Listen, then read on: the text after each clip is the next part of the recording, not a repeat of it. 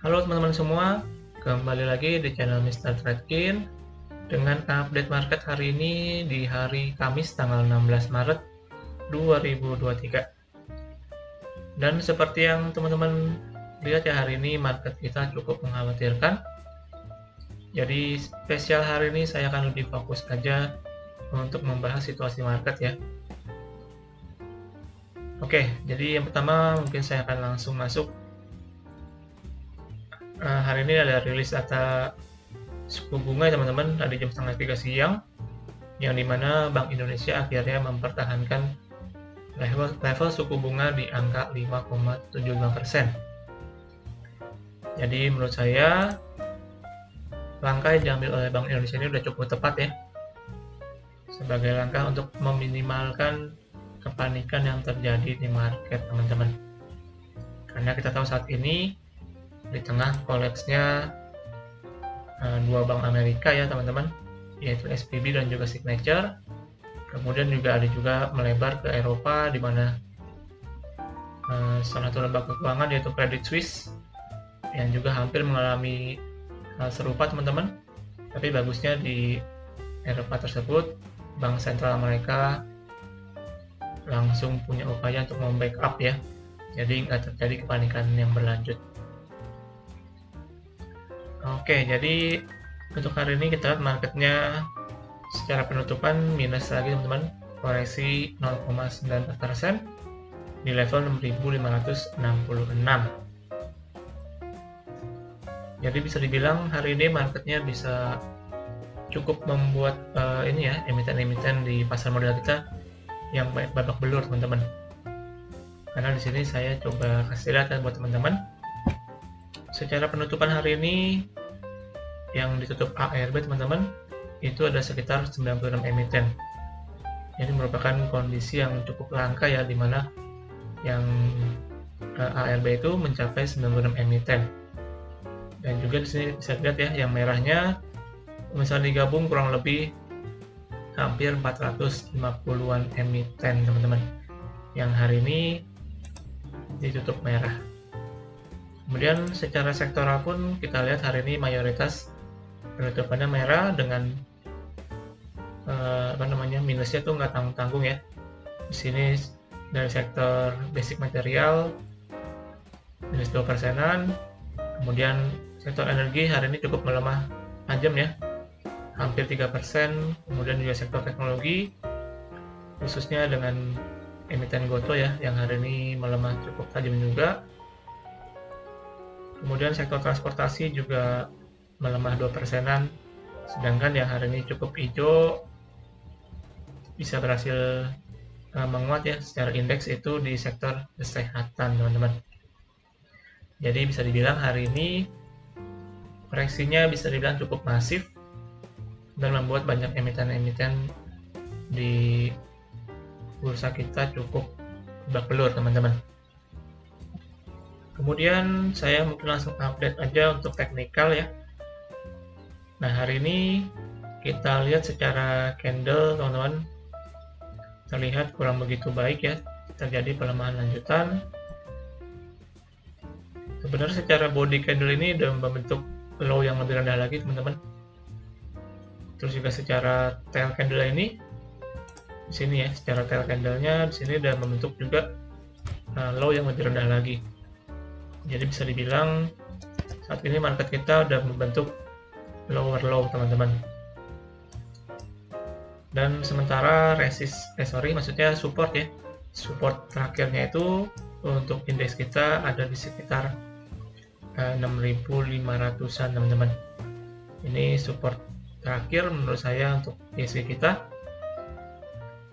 yang harus bisa dipertahankan ya. Namun sementara waktu mungkin saya sih nggak melihat akan langsung terjun ke bawah ya, nggak akan langsung terjun ke bawah gini, tapi sementara waktu mungkin akan sedikit dulu konsolidasi teman-teman, minimal menguji ke resist nih di sekitar 6.610. Baru dari sini kita bisa lihat apakah market kita bisa berhasil mempertahankan level supportnya atau justru akan breakdown dan outlook-nya jadi akan sangat bearish teman-teman.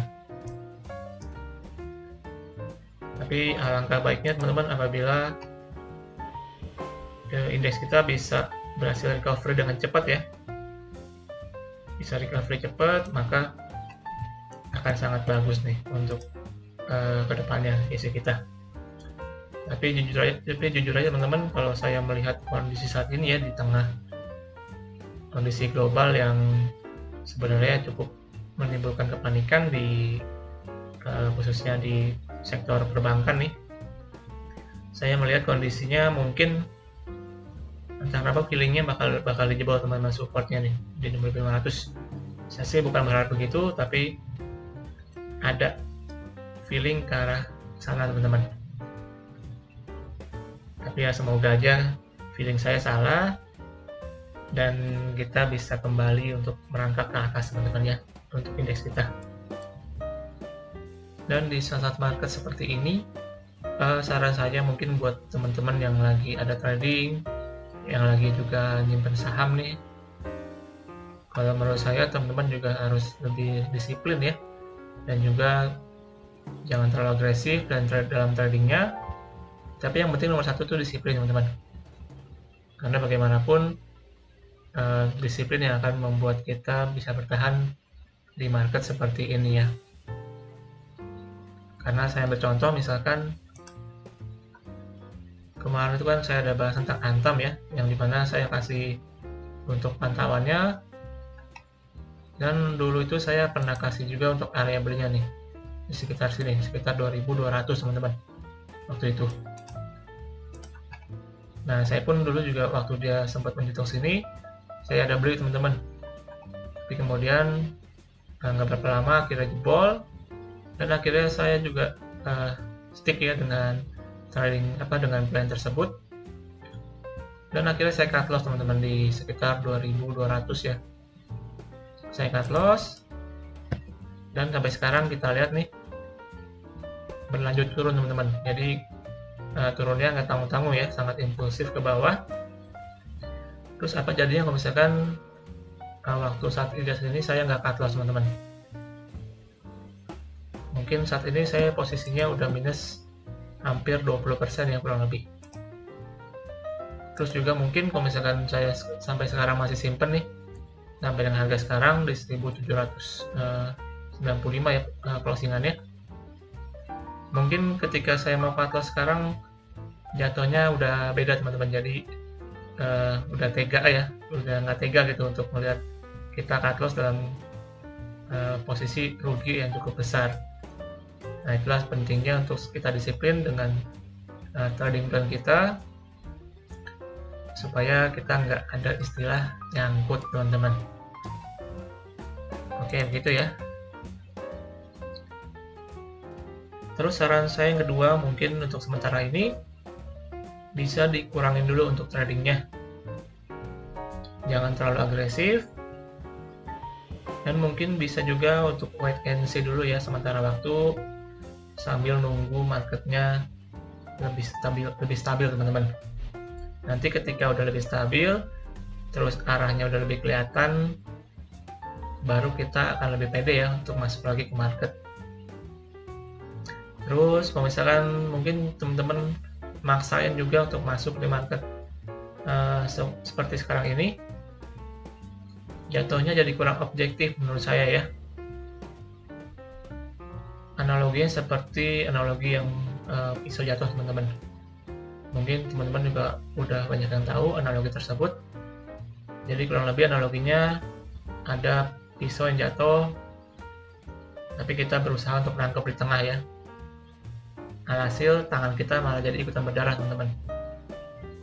Jadi lebih baik nunggu pisau jatuh dulu ke tanah, baru kita akan ambil action saat pisau itu udah nancep ke tanah teman-teman. Jadi kurang lebih seperti itu analoginya.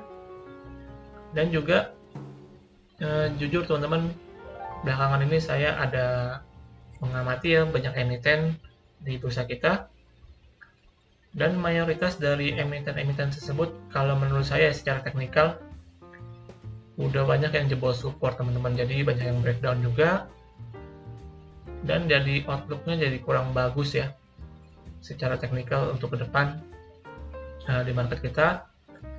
Jadi bisa dibilang secara pilihan-pilihan sahamnya pun saat ini yang lumayan udah mulai terbatas teman-teman. Jadi oleh karena itulah mungkin saran saya bisa sementara waktu ini dikurangin dulu untuk tradingannya. So untuk hari ini jadi kurang lebih seperti itu aja teman-teman. Saya nggak akan tambahin lagi untuk emiten-emiten karena mungkin saat ini yang lebih terpenting kita melihat kondisi market ya. Untuk besok kita juga akan bahas dari time frame weekly teman-teman, dari closingannya, karena menurut saya jadi akan sangat menarik nih apabila dia closingannya ternyata di bawah teman-teman, jadi membuat low baru ya secara closingan. Kita akan tunggu besok untuk closingannya. Maka dari itu teman-teman jangan lupa juga untuk follow ya, untuk subscribe channel ini agar kalian nggak tinggal informasi setiap harinya teman-teman. Oke, thank you. Hari ini gitu aja. Dan akhir kata sampai jumpa di video selanjutnya. Salam trading.